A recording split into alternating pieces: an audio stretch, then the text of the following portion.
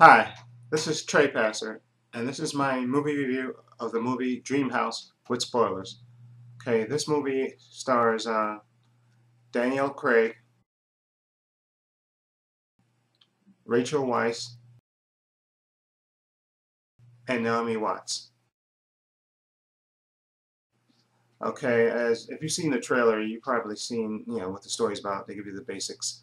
Okay, it's about a publisher, an editor, excuse me, who's a writer, and he's when you first meet him, he's retiring, from posting. He's giving it up. He's moving to the suburbs. Just purchased a house, and he's moving with his wife and two little girls to a nice house in the country. And he's going to write from home. And he's giving up the rat race, supposedly, to spend more time with his family. And as you can see from the trailer, strange things start happening when they move into the house. The little girl starts seeing some images outside the house. The father starts hearing things, and they investigate, and they basically find out that actually the house that they purchased, a family had actually got murdered there. Okay, and the father supposedly had got wounded by the mother and got taken to the psychotic ward, and he was the only suspect. Okay, and let me first say, and if you've seen the trailer, you see there's a twist that comes up.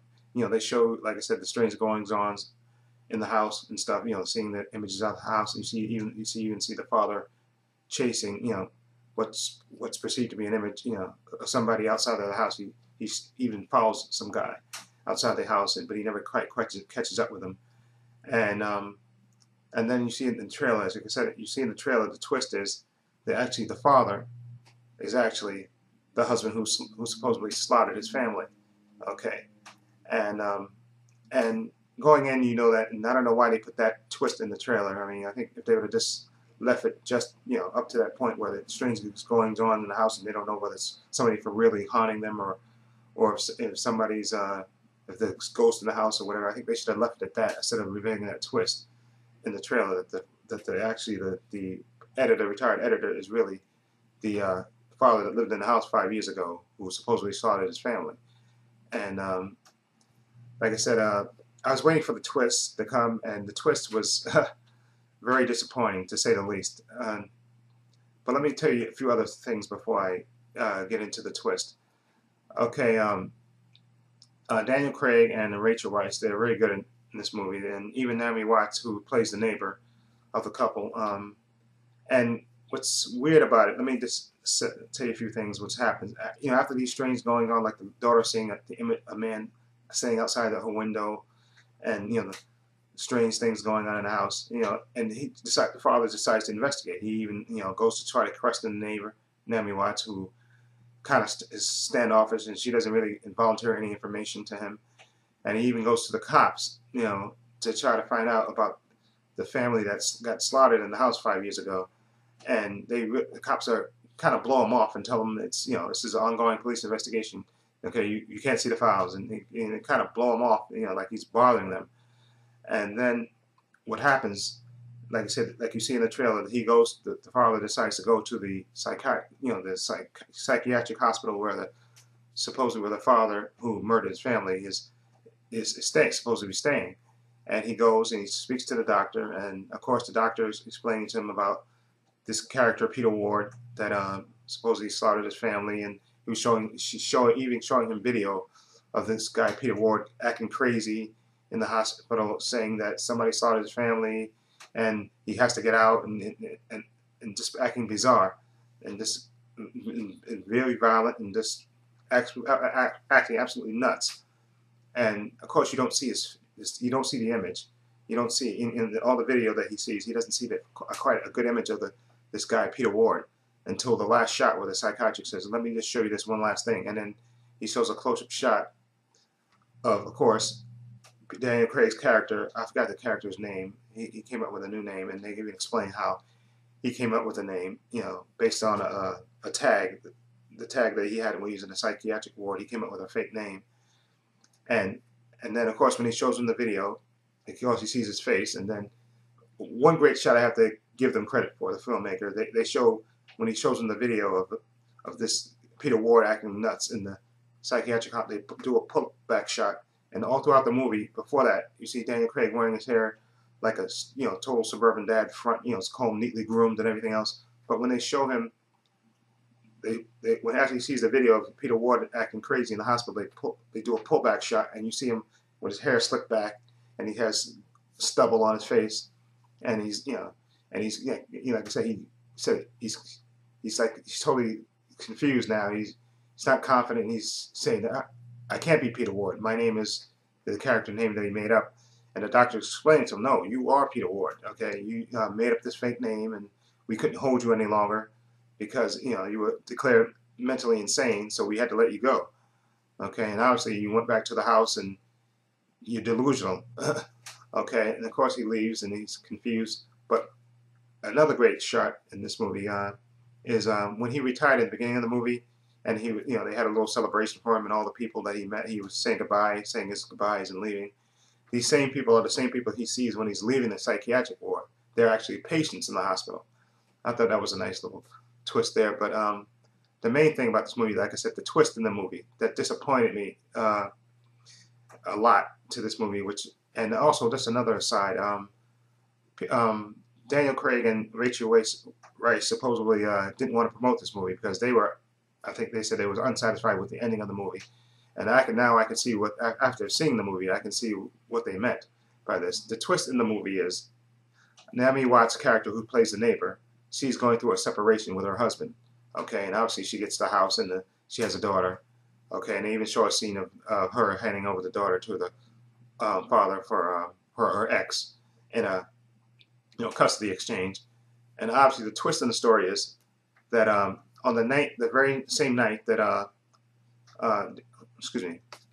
Peter Ward is coming home to spend the first night in the house with the family who's gone to the house ahead of him.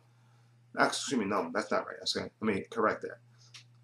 On the night that he's coming home after he officially retires from the publishing company, and he's coming home and he's talking to his wife on the phone.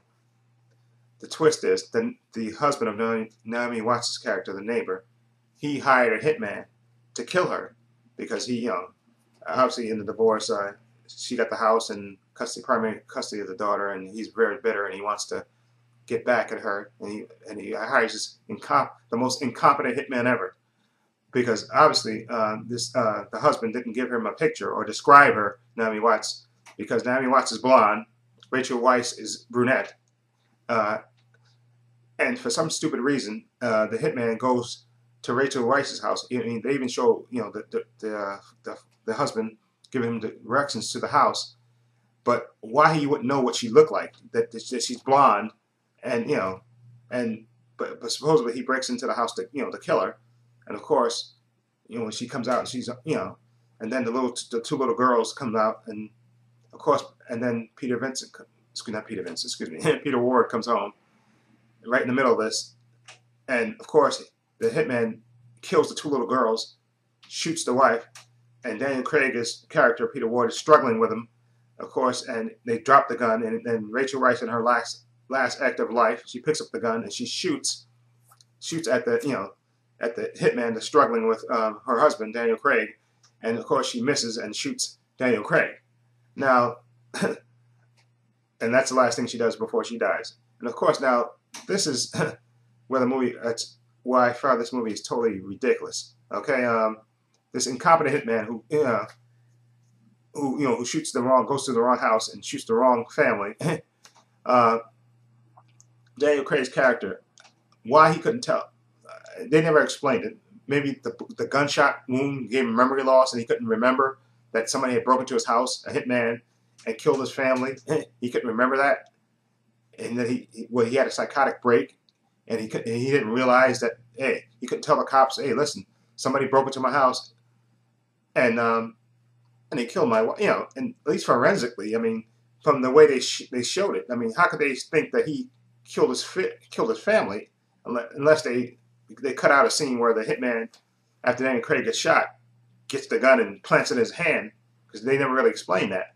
So that's why that's the most the dumbest motive ever, the dumbest hitman ever, and the dumbest motive to explain this movie. That twist was absolutely ridiculous. I think it's totally asinine. Okay, I think a better twist would have been maybe uh, maybe the husband not being sure that if he killed the, that he was the one that killed his family, or was it some stranger? I mean, that not the ex-husband.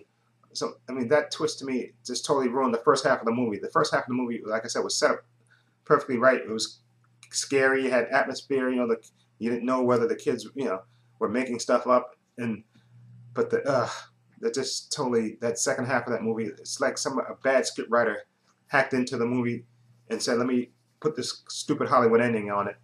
And like I said, after Peter Ward, excuse me, I keep saying Peter Vincent, but Peter Ward gets out of the hospital, he's trying to figure out if he really killed his family or not.